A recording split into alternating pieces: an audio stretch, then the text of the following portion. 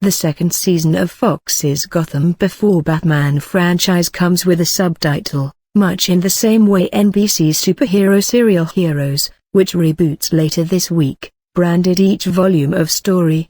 Rise of the Villains is what we're calling this swath of saga. Which is redundant. Season 1's most compelling storyline tracked Oswald Cobblepot's upward, penguinish waddle from sadistic, cracked street thug to sadistic, very cracked underworld boss. It was like watching a tiny, slimy four-limbed fish crawl out of the sea and grow into a larger, slimier four-limbed fish by murdering other fish, including a character named, regrettably, Fish. We were pepper-sprayed with other fiends from the Gaped Crusaders gallery of rogues, too. Edward Nygma has been slow-burning his way toward the Riddler from the start. A cackling cipher that seems to be trending toward Jokerdom dropped in to plant his freakish flag. A remarkably coiffed street urchin nicknamed Cat prowled rooftops and shadows. Rise of the Villains? When hasn't the show been about that? So Season 2 give us bad guys up the wazoo. I wish I could tell you Gotham is giving us commentary on our new century romance with the anti-heroes, evildoers, and fallen humanity all its forms.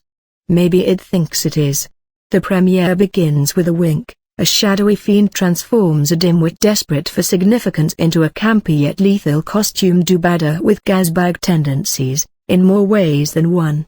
He's a killing joke. The phrase should mean something to fanboys, and a Trojan horse. His stealth function is to free 6 inmates from Arkham Asylum, including the aforementioned proto-Joker. We're calling him Jerome for now. Their sinister showrunner, Theo Galavan, James Frain, wishes to groom some or all of this insane clown posse into fully realized outlaws and setting them loose upon poopy old Gotham. Monsters are coming, he says in the second episode. They are coming to cleanse this city with blood and fire. His patter is reminiscent of Liam Neeson's character in Batman Begins, the leader of the League of Shadows, an ancient order that exists to purge great societies gone to seed. One of the dramatic problems with Rise of the Villain, and another misnomer about the title, is that the villains have already risen. Nothing is beyond Cobblepot, who in episode 1 effortlessly infiltrates the home of the police commissioner and bullies him into serving his nefarious will. In episode 2, Galavan does the same damn thing. He effortlessly infiltrates the home of the mayor and bullies him into serving his nefarious will. These are some ridiculously efficient, high-functioning nutcases.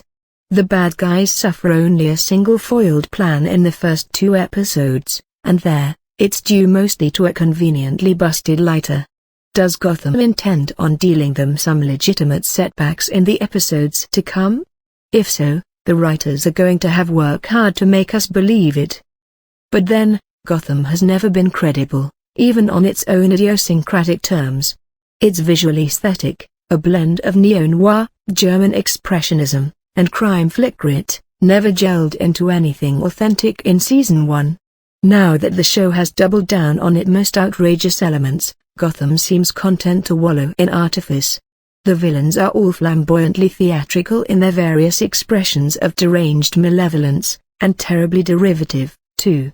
As the baby-faced, pre-cosmeticized Joker, Cameron Monaghan seems to be trying to synthesize Jack Nicholson's Joker and Heath Ledger's Joker. The result is blandly effective yet fails to yield anything unique. Ditto Frain, who is echoing himself as Galavan. This fine actor has played so many villains over the years. The madman he essayed on the short-lived series The Cape would fit in nicely on Gotham, and especially of late, True Detective, Orphan Black. That his Galavan feels like a copy of a copy of a copy of everything he's done before. Still, Frain is good enough to make me curious about Master Plan. My geeky theory? Galavan is swamping Gotham with terrors to inspire a rise of heroism, an inverse of the notion that Batman precipitates the very villains he lives to fight. Regardless, I worry the supersaturation of sinister presence will diminish the performance by Robin Lord Taylor, who managed to create some separation and distinction from Penguin's past. With so many top-of-the-world villains blazing white heat bonkers, there's nothing special about Cobblepot or Taylor's work anymore. The wicked women of Gotham are equally derivative and flawed, if not more so. Galavan has a sidekick assassin sister, Tabitha, Jessica Lucas, another iteration of that geek genre cliché, the psycho girl Friday, and a dull one at that. The internet tells me that Tabitha is supposed the show's gloss on the whip-cracking supervillainess known as Tigress. I'm wondering if she's destined to play mentor to Gotham's proto-Catwoman, played by Kamran Bikondova, Galavan's band of maniacs. But Jerome's giggly grammar also includes the show's most damaged character, Barbara Keene, Erin Richards. Season 1 put her through a weird ringer that left her, to my eyes, an incoherent mess. She existed largely to give Jim Gordon, Ben McKenzie, her former lover, emotions to feel or someone to save. This season, she seems to exist to manipulate Gordon to actions or locations that are convenient to the plot. My guess is that she'll eventually betray the maniacs. I betcha 10 Joker bucks Barbara will be the one who scars Jerome's face, before departing for the big bat cave in the sky. But I'm only theorizing redemptive death scenarios because I think she's worthless as a character. I keep waiting for Richards to do something to salvage Barbara. She can't. Watching her play crazy is, well, fitting. But it's unconvincing. And sad, too. With so much hammy and hollow hideousness running wild, Gotham needs its heroes to provide some grounding and winsome humanity. But the fixation with villainy, with anti-heroic postures, extends to them, as well. Gordon's righteous desire to restore law and order in Gotham grows zealous and reckless, scuffing him with moral failure and leaving vulnerable to manipulation by more immoral players. The shading tempers Mackenzie, whose performance last season often came off too earnest. But setting up the storyline requires Gotham to sideline one of its best assets, Harvey Bullock, Gordon's shaggy, cynical partner, played by great-in-everything Donald Logue. We're asked to believe that Bullock has walked away from the jobs for good. Does Gotham think that none of us have watched TV before?